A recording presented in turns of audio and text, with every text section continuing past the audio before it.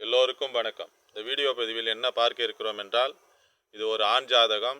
இந்த ஆண் ஜாதகத்தில் அவருடைய அப்பா ஒரு 2 வருடம் முன்பு இறந்து விட்டார்.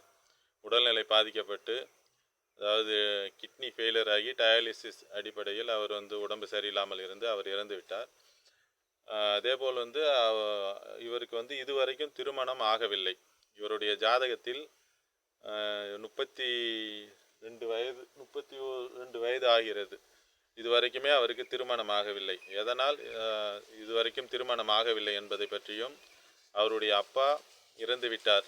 அவருடைய 9ஆம் பாவகம் பாவகாதிபதி அந்த காரகன் எந்த நிலைமையில் இருந்தால் அவர் அப்பாவிற்கு இது மாதிரி மரணம் வந்திருக்கும் என்பதை பற்றியும் இந்த வீடியோ பதிவில் பார்ப்போம். அவருக்கு எப்பொழுது இதுவரைக்கும் திருமணம் நடக்கவில்லை, எப்பொழுது திருமணம் நடக்கும், அவருக்கு என்ன குழந்தை பிறக்கும், எப்பொழுது குழந்தை பிறக்கும் என்பதை பற்றியெல்லாம் இந்த வீடியோ பதிவில் பார்ப்போம். இவர் 8/9/1994 ஆண்டு பிறந்துள்ளார். இவர் இரவு 12:15 பிறந்துள்ளார். கடலூரில் பிறந்தால் ஆண் ஜாதகர். இவருடைய நட்சத்திரம் அஸ்த நட்சத்திரம் 3ஆம் பாதமாகும். இவர் அவர் ஜாதக நோட்டில் அவர்கள் போட்டு எழுதியிருந்தது 1 மணி அளவிற்கு, அதாவது 12:45 1 மணி அளவிற்கு போட்டு எழுதி அவர் மிதுன லக்கணத்தில் பிறந்ததாக ஜாதகம் எடுத்து வந்தார்கள். மிதுன லக்கணத்தில் பிறந்திருந்தால் அவருக்கு அப்பா இறந்திருக்கிற அமைப்பு சரிவர இல்லை. அதேபோல் குரு தசை ஆரம்பித்து விட்டது. 29 வயது முடிஞ்சு 30 வயசில் குரு தசை ஆரம்பித்து விட்டது. குரு தசை 7ஆம் அதிபதியாகி அவர் 5ஆம் இடத்தில் இருக்கிறார். அப்பொழுது குரு திசை ஆரம்பித்தவுடன் 7ஆம் அதிபதியானவர் 5ஆம் இடத்தில் அமர்ந்து 7ஆம் அதிபதியாகி 11ஆம் இடத்தை பார்ப்பார். அப்படி இருப்பதால் குரு தசை குரு புத்தியில் அவருக்கு திருமணமாகி குழந்தை பாக்கிய அமைப்பு பிறந்திருக்கும். ஆனால் அவருக்கு இதுவரைக்கும் ஆகவில்லை. அதே போல் அப்பா இந்த லக்கணமாக இருந்தால் அவர் அப்பா இறப்பதற்கான வாய்ப்பு இது இல்லை. அதன் பிறகு ஒரு அரை மணி நேரம் பின்னாடி ரிஷப லக்கணமாக மாற்றி பலன் பார்த்தால் கரெக்டாக வந்தது. இவர் ரிஷப லக்கணம், 2இல் செவ்வாய், 4இல் சூரியன், 5இல் புதன் சந்திரன், 6இல் குரு சுக்கிரன் ராகு, 10இல் சனி, 12இல் கேது. இவர் பிறக்கும் பொழுது சந்திர தசை 3 வருடம் 10 மாதம் 4 நாட்கள் பிறந்துள்ளார். அதன் பிறகு செவ்வாய் திசை ஒரு 7 ஆண்டு காலம், ராகு திசை ஒரு 18 ஆண்டு காலம், 28 வயது 10 மாதம் 4 நாட்கள், அதாவது 29 வயது வரைக்கும் அவருக்கு ராகு தசை நடந்தது. அதன் பிறகு வந்தது குரு தசை ஒரு 16 ஆண்டு காலம், 44 வயது 10 மாதம் 4 நாட்கள், 45 வயது வரைக்கும் அவருக்கு குரு தசை தான் நடக்கும். தற்போது வயது 31 வயது 10 மாதம் 22 நாட்கள், 32 வயது நடந்து கொண்டிருக்கிறது. இன்னும் ஒரு மாதத்தில் 32 வயது முடிந்துவிடும். இதுவரைக்கும் அவருக்கு திருமணம் ஆகவில்லை. இவர் குரு தசை, அந்த குரு புத்தி சனி அந்தரம் வரும்பொழுது அவர் அவங்க அப்பா குரு தசை குரு புத்தி சனி அந்தரம், அதாவது 25/10/2023 முதல் 27/2/2024 வரை அந்த ஒரு 4-5 மாத கால இடைவெளியில் அவங்க அப்பா குரு தசை குரு புத்தி சனி அந்தரம் அந்த அமைப்பில் இருந்து விட்டார். 9ஆம் பாவகம் என்று சொல்லக்கூடிய 9ஆம் பாவகம் சனி, அந்த இடத்தில் பாவத்துவம் இல்லை. செவ்வாயினுடைய 8ஆம் பார்வை தான் விழுகிறது. 9ஆம் பாவகாதிபதி 10இல் அமர்ந்து சூரியன் சனி நேருக்கு நேர் பார்வையில் அமர்ந்திருக்கிறார். சனி அதிகமாக 9ஆம் பாவகாதிபதியும் அவரே தான். காரகனாகிய சூரியன் அவர் பாதிக்கப்பட்டிருக்கிறது, சிம்மம் பாதிக்கப்பட்டு இருக்கிறது. நடக்கக்கூடிய திசை ரிஷப லக்னத்துக்கு வரக்கூடாத தசை குரு தசை.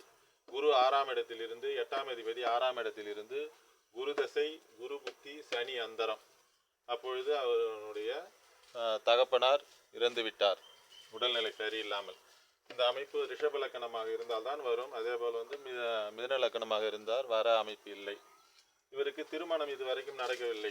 லக்கணத்திற்கு 2இல் செவ்வாய் குடும்பஸ்தானத்தில், அது தவறான ஒரு விஷயமாகும். அதே போல் லக்கணத்திற்கு 7ஆம் இடத்தை 7ஆம் அதிபதி எந்த விதமான பாவ தொடர்பு இல்லை. 7ஆம் பாவகத்திற்கு சனியினுடைய 10ஆம் பார்வை இங்கு விழுகிறது.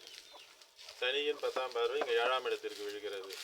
லக்கணத்திற்கு 8ஆம் இடத்திற்கு செவ்வாயினுடைய பார்வை கிடைக்கிறது. அதனால்தான் இவருக்கு 32 வயது வரைக்கும் திருமணம் ஆகவில்லை. அதேபோல் ராசிக்கு 5ஆம் இடம் என்று சொல்லக்கூடிய அந்த இடத்திற்கு செவ்வாயினுடைய 8ஆம் பார்வை தான் விழுகிறது. அது ஒன்றும் பெரிதாக அமைப்பில்லை. குரு சுக்கிரன் சேர்ந்து ராகுவோடு நெருங்கிய டிகிரியில் இருப்பார். இது வந்து ஒரு தவறான ஒரு விஷயமாகும் திருமணத்திற்கு. அதேபோல் ராசி 2ஆம் இடத்தில் ராகு கேதுக்கள், இதெல்லாம் ஒரு தவறான விஷயமாகும்.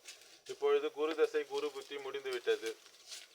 இப்பொழுது குரு தசையில் சனி புத்தி நடந்து கொண்டு இருக்கிறது. 12/3/2028 வரைக்கும் இவருக்கு வந்து குரு தசை சனி புத்தி.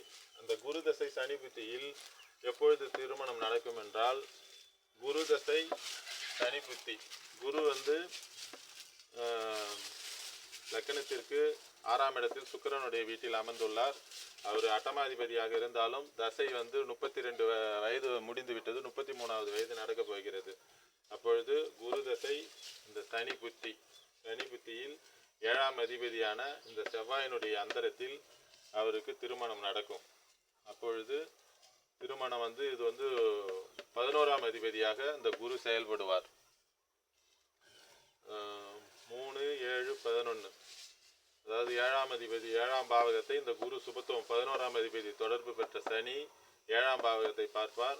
11ஆம் அதிபதியான குரு தசையில் சனி புத்தியில் 7ஆம் அதிபதியான செவ்வாயினுடைய அந்தரத்தில் இவருக்கு திருமணம் நடக்கும். அடுத்த வருடம் 24/6/2027 திருமணம் நடக்கும்.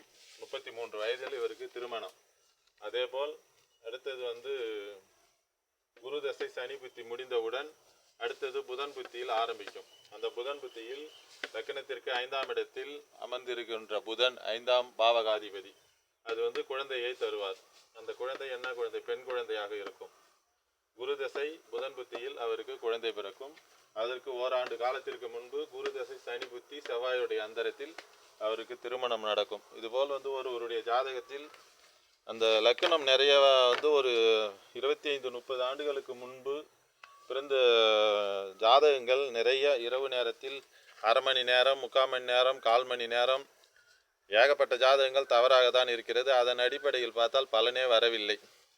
இதை வந்து ரொம்ப கேர் எடுத்து கவனம் பண்ணி அந்த தசாபுத்தியின் அடிப்படையில் எப்பொழுது குழந்தை பிறக்கும், எப்பொழுது திருமணம் நடக்கும், அப்பாவினுடைய நிலைமை என்ன, அம்மாவினுடைய நிலைமை என்ன, அண்ணன் தம்பி இவர்களுடைய நிலைமைகளை பார்த்து ஆராய்ந்து தசாபுத்தியின் அடிப்படையில் அந்த லக்கணத்தை திருத்தி அதன் பிறகு பலன் பார்த்தால்தான் சரியாக வருகிறது. இல்லை என்றால் தவறாக வருகிறது. இதுபோல் ஒருவருடைய ஜாதகத்தில் கிரக நிலையை வைத்து நாம் சுலபமாக வந்து பலன் எடுத்து சொல்லலாம். மற்றொரு வீடியோ பதிவில் வேறொரு தகவலுடன் பார்ப்போம். எல்லோருக்கும் வணக்கம். என்னுடைய தொலைபேசி எண் 9940342555 என்ற எண்ணை தொடர்பு கொண்டு ஜோதிட சந்தேகங்கள் மற்றும் ஜோதிட விளக்கங்களை தெரிந்து கொள்ளலாம். எல்லோருக்கும் வணக்கம்.